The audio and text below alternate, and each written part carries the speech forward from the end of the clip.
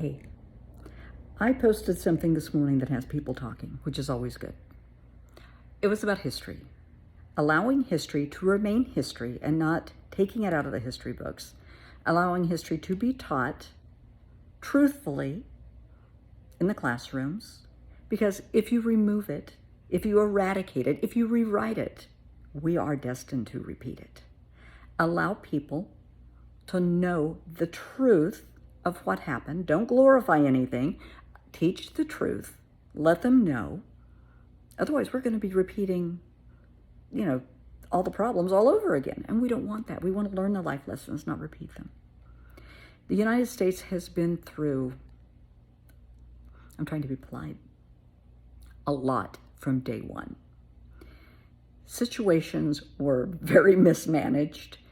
You have to keep in mind, and I'm not justifying anybody's behaviors or what they did. It's just you have to keep in mind the mindset of the time is completely different than it is today. Totally and completely. And in 200 years, people are going to be saying the very same thing about us. That our mindset is totally warped, we're totally wrong. That's just evolution. But there is no way to justify slavery. Whether it was bringing innocent victims from the Caribbean islands, from Africa, the Native Americans here in America, they not only stole their land, but they made them slaves. That's not right. That is not right. You can't just take something, eminent domain, because you want it and say, well, you're out on your butt, we're burning your village down. Sucks to be you. You can't do that. And that's exactly what happened. We have the Trail of Tears. We know how horrific that was. I want to get this straight.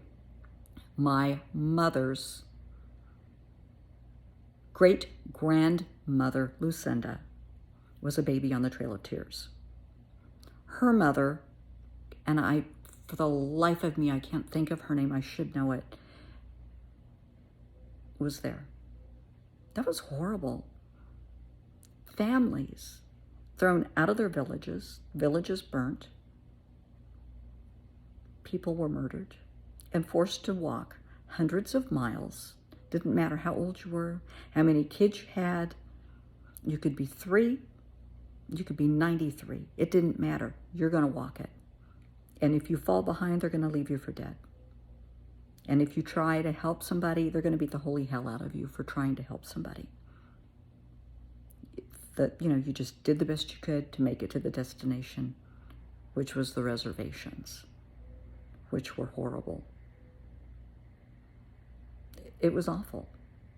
Now we're going to fast forward a few hundred years, to internment camps in the 40s during the war, the Korean War.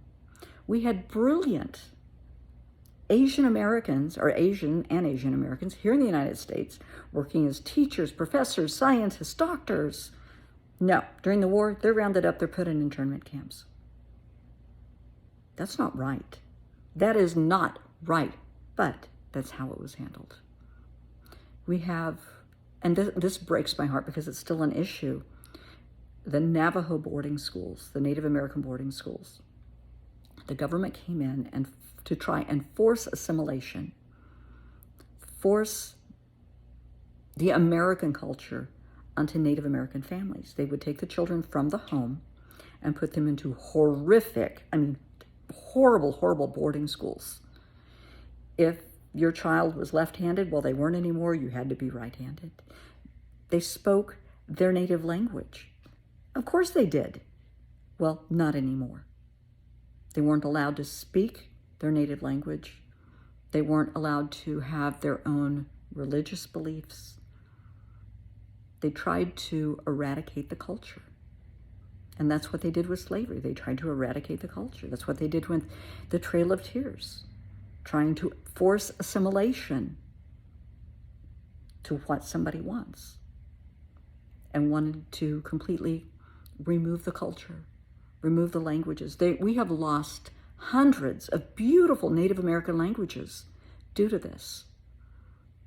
Hopefully we can get some of them back, because there's always a few tribal members that know it and a few that are willing to learn. But it's horrible, the things that have happened. People need to know about this. We can't pretend it didn't happen. It happened. We should not ever glorify what happened. That's not right. Do not glorify, Sherman marching down and burning everything. You can't do that. You can't glorify dragging innocent children away from parents and making them slaves in different plantations, 50 miles away. You cannot glorify any of this, but it happened. It's unfortunate. I had nothing to do with it. Most likely you had nothing to do with it. That was our ancestors. That happened over 100 years ago. I am not responsible. You are not responsible. Those that are long, long gone. But let's not forget their acts. You can't do anything to change it. I mean, the past is the past, but the future is something else. Learn from it. Speak of how brave people were to survive this. They tried to just completely annihilate languages, and yet somehow they survive. They tried to annihilate cultures, whether we're talking an African American community that was brought over here on a ship. Oh, I should say African community, I'm sorry, that was brought over on a ship and forced to assimilate. They didn't want them practicing their belief system. They didn't want them doing anything except what they told them to do, and that was work. Literally from sunup to sundown, 7 days a week. Yet, they survived. Why? That's what we need to study. The sociology behind this. The sociology of survival. Survival of culture. Survival of family. That's what I think we need to focus on. Don't glorify it. Never glorify violence and hate crimes. But do celebrate how people have stood together, how they have risen up, and their cultures not only survive, but thrive. But that's just my thought.